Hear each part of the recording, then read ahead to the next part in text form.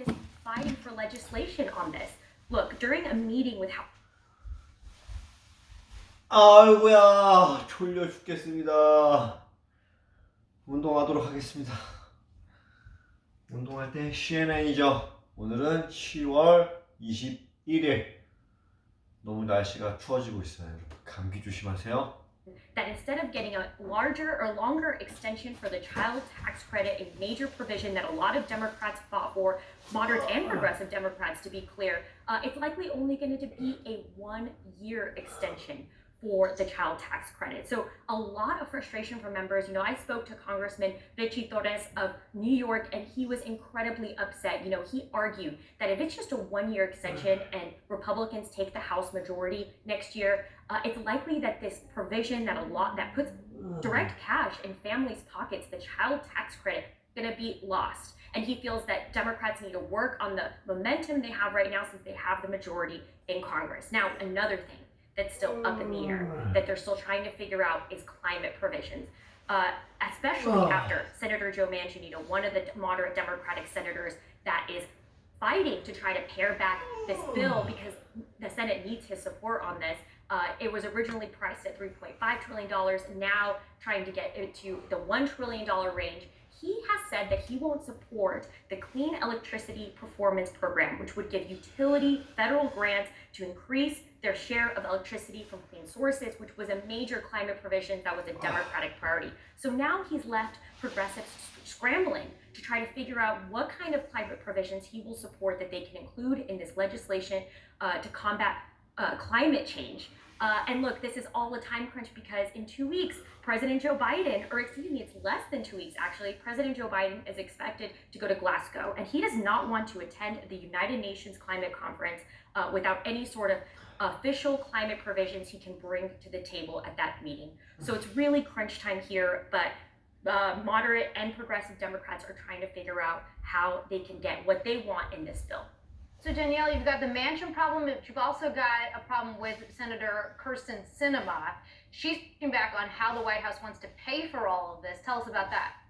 Well, yesterday afternoon, Kyrsten Sinema, the moderate Democratic senator of Arizona, kind of threw a wrench in all of Democrats' plans because she said she would not support a corporate tax hike to pay for this bill, which is what was originally planned. Democrats were pushing to try to find ways to have pay-fors, and that was one of them. Now, there was a call yesterday with Finance Chairman Ron Wyden, House Ways and Means Chairman Richard Neal, and of course some top administration officials as they've scrambled to figure out how they can pay for this bill now that Kyrsten Sinema has thrown a wrench in their plans. Now, some of the things they're looking at, of course, are taxes on companies issuing stock buybacks, as well as revisions of international tax provisions, and potentially setting a minimum tax on international corporations. Now, I do want to emphasize that Kyrsten Sinema, source said that she is obviously not set in stone on the idea of throwing out the corporate tax hike. She could be amendable, but it really all depends on whether Democrats can figure out another way to pay for this. But the bottom line is this major detail could possibly delay Democrats' efforts to try to pass this bill, as well as the bipartisan infrastructure bill, which they're trying to do as a 2-track plan to try to pass it by October 31st, which was the next self-imposed deadline that House Speaker Nancy Pelosi set earlier this month. So could be a delay here as they're trying to figure this out. We'll see. Maybe she's just negotiating on that corporate tax point. You know, that corporate tax rates were cut to 21%. That was below what companies were asking for. They've been asking for something like 25%. So maybe that could move. We'll have to see. Kyrsten Sinema. We don't have much time. Yep. Thank you so much, Thanks, Danielle. Nice to see you. All right, tonight at CNN Exclusive, President Joe Biden takes questions from the American people. Anderson Cooper moderates a CNN presidential town hall. That's with Joe Biden, the president. Begins tonight at 8. And this morning, a potential breakthrough in the hunt for Brian Laundrie. Investigators announced Wednesday they found what appear to be human remains. Authorities have been searching for him for weeks since his fiancée, Gabby Petito, was found dead in Wyoming last month. Last night, Chris Cuomo spoke about this new discovery with the Laundrie family attorney. Do they believe it is their son? Chris, it's not about belief. I mean, as you said at the onset, the probability is strong that it is Brian's remains. but we're going to wait until the forensic results come in and verify that. But here's what we don't know. How did the remains get there in the first place? Yeah, and what role did Laundrie's parents play in the apparent discovery of their son's remains? They made their first visit to the park since its reopening yesterday and seemed to provide significant assistance with the discovery. It's nothing short of bizarre. What I saw were the two parents picking up evidence, wandering through the brush, not supervised that I could see, at least not inside of the video that I saw, and they were picking up what seemed to be evidence and putting it in a bag. Absolutely no evidence of him found in the preserve for the past month, covered by hundreds of searchers diligently looking, and absolutely nothing found until today, when the parents announced that they're going to go look for their son in the preserve, and voila, they suddenly find backpacks in a dry bag, and lo and behold, human remains. CNN's Randy Kay has more on this story from Northport, Florida. Good morning, Christine and Laura. Here is what we are learning from the FBI. They say they have found what appear to be human remains here at the Carlton Reserve, along with a backpack and a notebook belonging to Brian Laundrie. We also have new information on where this discovery was made. A spokesman for the Northport Police Department says that it was all found about a 2 or 3 mile walk into the Carlton Reserve from this entrance here. These items were found in an area that until recently have been underwater. Our evidence response team is on scene using all available forensic resources to process the area. It's likely the team will be on scene for several days. Now remember, on September 14th, the Laundrie family car, a Mustang, was tagged by Northport Police as an abandoned vehicle at this entrance. So if indeed these remains are Brian Laundrie's, perhaps he is the one who drove that car here and then took a fairly long walk, 2 or 3 miles apparently, into the reserve. We also are told that the Laundrie parents, Chris and Roberta Laundrie, were in the reserve when the remains were found. The Laundrie family attorney would not comment to CNN about those remains. Also, a source close to the investigation is telling me that in terms of the condition of the remains, they seem to have been there for a while. That's a quote. Also, that based on the condition of the remains, it may take some time to officially identify them, and it is going to be a very thorough and painstaking process. Back to you. A lot of questions there. Randy, thank you. It's important to note here, as we have before, that the Gabby Petito case is just one of many. Sadly, the FBI says there were nearly 90,000 active missing person cases at the end of 2020, and one person who went missing this year, for example, was Jelani Day. The 25-year-old Illinois grad student's body was identified nearly a month after his disappearance was reported back in August. His mother joins New Day in the 8 o'clock hour. All right, to Washington now. The full House of Representatives is expected to vote today to hold a Trump ally Steve Bannon in criminal contempt of Congress. Bannon has refused to cooperate with the committee investigating the January 6th insurrection at the Capitol. Congresswoman Liz Cheney, one of 2 Republicans on the panel, she urged her GOP colleagues to defy party leaders and vote to hold Bannon in contempt. I ask each one of you to step back from the brink.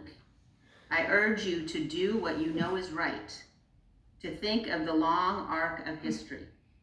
We are told that it bends towards justice, but it does so only because of the actions of men and women in positions of public trust. But Cheney's plea to her GOP colleagues didn't work. Lawmakers voted along party lines during a House Rules Committee meeting on that contempt citation yesterday, but now it goes to a full vote in the Democratic-controlled House. And assuming that goes against Bannon, the case then moves to the U.S. Attorney's Office in Washington, D.C. That U.S. Attorney is required by law to put the issue to a grand jury. A spokesman for the U.S. Attorney said this week that if the House, in fact, certifies that contempt citation, it will evaluate the matter on the facts and the law. And the thing to note here, Christine, is this is going to take a really long time. They want Bannon because they think he has something of interest. But remember, contempt is about punishment. It's not actually about getting the person to testify. Interesting. All right, 2 new COVID boosters on the verge of rolling out to Americans nationwide. What you need to know about COVID boosters next.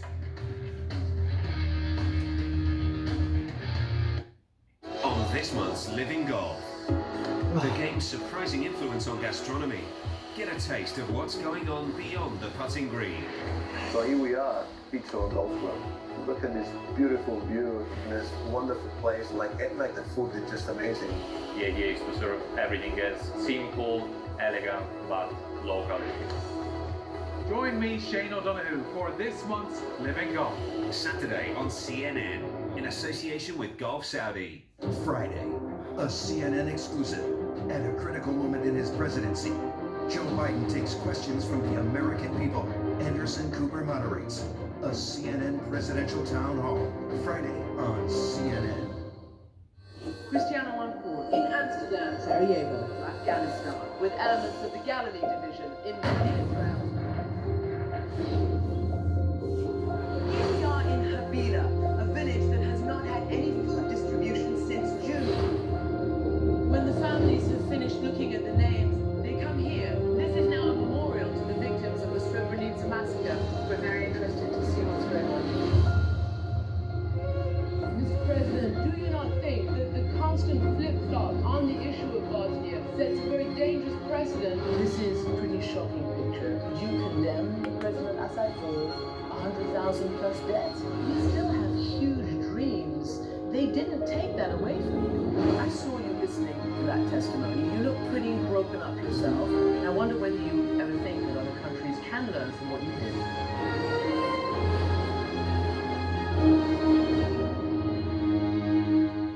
No holds barred. Out front tonight, hypocrite in chief. No nonsense. How stupid do you think we are? Facts first. Senate Democrats, they are getting their butts kicked. Because getting to the truth matters. Aaron Burnett out front, Tuesday to Saturday on CNN.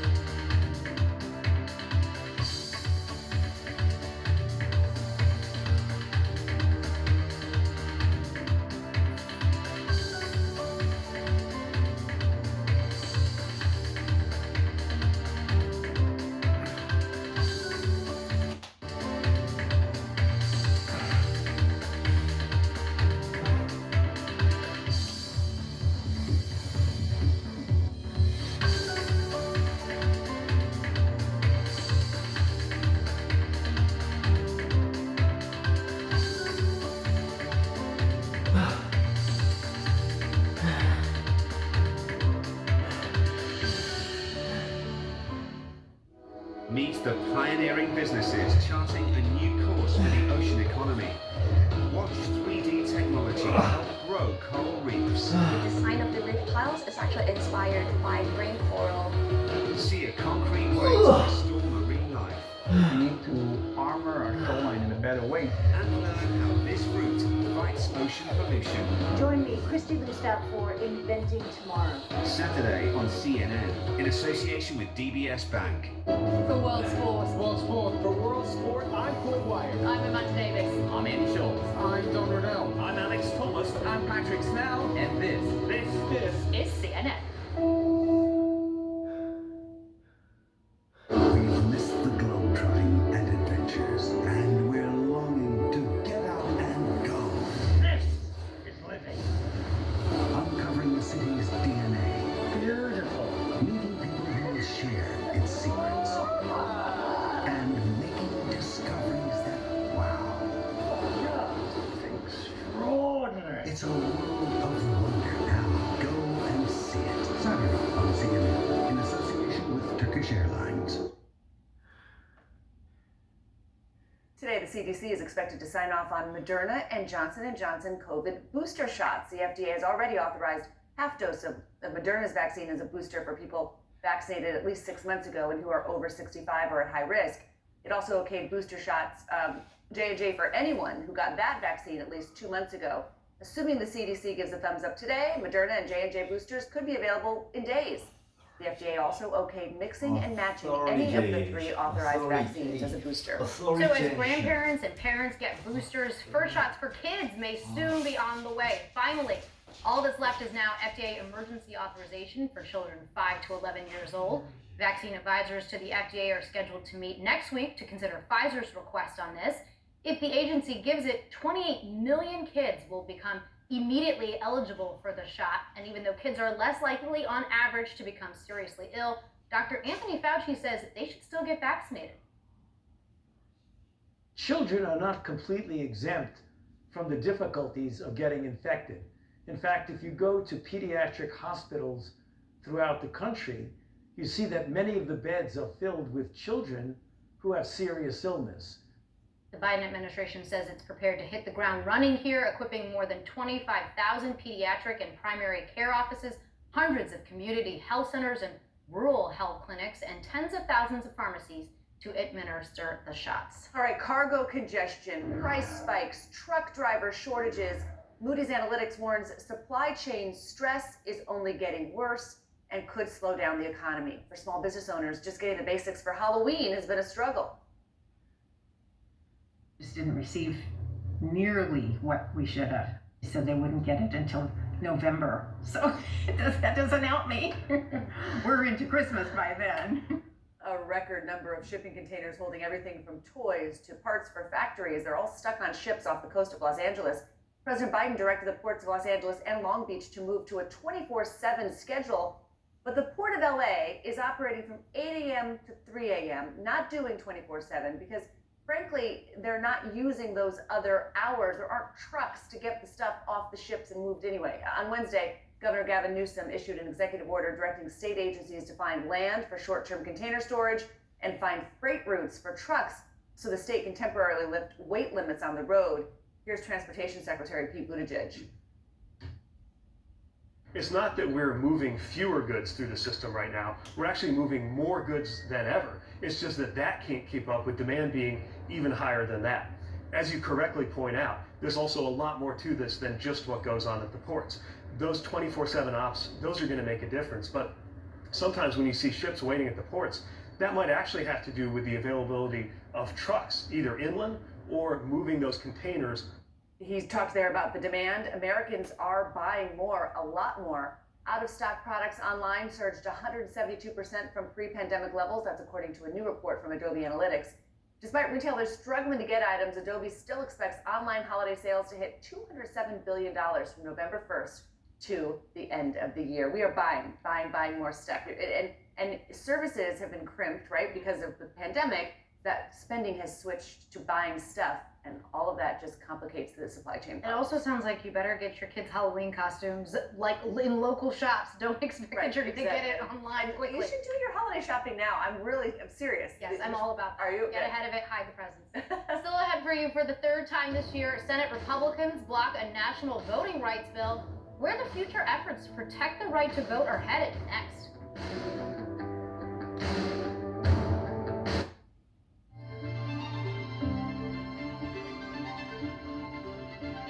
Inside Africa, in association with Zenith Bank. Drifting is popular around the world amongst street-level and professional motorsport athletes. There's a delicate dance beauty to the drift, the choreography of the driver and the machine. For enthusiasts, the sport of drifting fuels an inner drive. For some, it's a love and a passion. For others, it's the thrill that keeps drivers like Saifeddin Taruni sitting sideways. This hobby started when I was studying at university. My field of study in university was mechanics and robotics, so I'm very interested in mechanical sports. I was interested in car designs. From there, I started to discover the sport of drifting. I found a lot of adrenaline in this sport. Advancement, adaptation, new Marketplace Middle East. See how the region is investing in solutions to help fight the impact of climate change. Marketplace Middle East, Saturday on CNN. I'm Linda Kincaid in Atlanta, and this is CNN.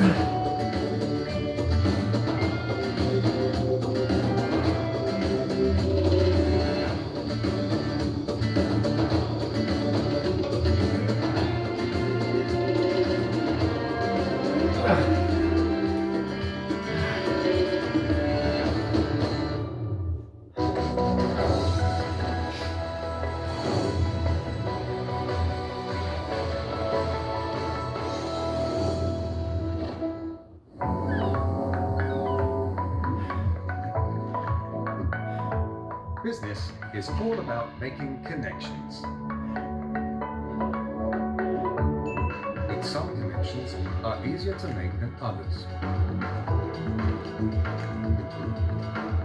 With a CNN partner hotel, the world is always at your fingertips. CNN Partner Hotels, connected to your world.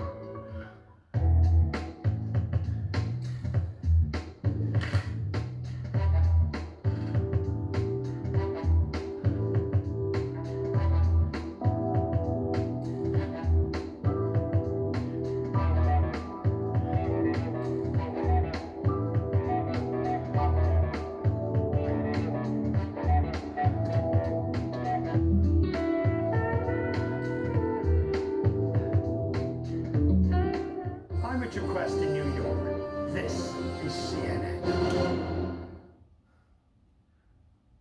Welcome back. Pressure is mounting on the president to do something about voting rights. On Wednesday, Senate Republicans blocked yet another Democratic attempt to pass a bill strengthening voting rights. So without 60 votes, where does this fight go from here? Let's bring in Jessica Huseman. She's the editorial director at VoteBeat. Jessica, so nice to have you this morning. Remind our viewers here who might have lost track somewhere along the way, what exactly would this federal bill have actually done to shore up voting rights? So this bill is very similar to previous iterations of Democrats' voting rights plans, such as the For the People Act, slightly watered down. It would have done things like assure, that Election Day was a national holiday. It left out some of the ethics provisions of the For the People Act, but a lot of the major voting rights themes that you remember from that bill would still have been in here.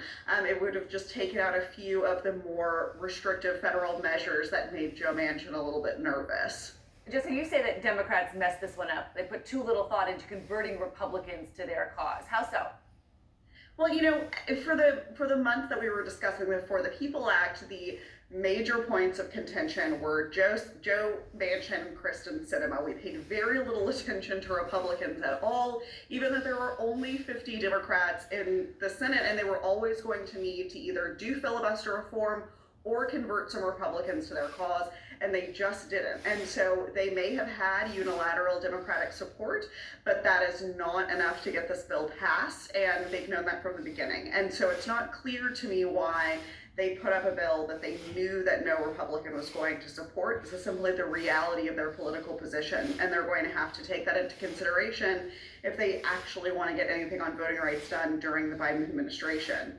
But it's hard to know what a bill would look like that would get Republican support. I think that's the concern, is that it's hard to imagine to get any Republicans to come to their side on this. And part of it is that this is just fundamentally about power, right? As all this is happening in Washington, Texas just passed these new congressional maps that are going to bolster GOP strongholds for probably the next decade. I wonder, in your mind, we've been talking about a national voting rights bill, but doesn't this also suggest that some of the work here has to be done on the state level?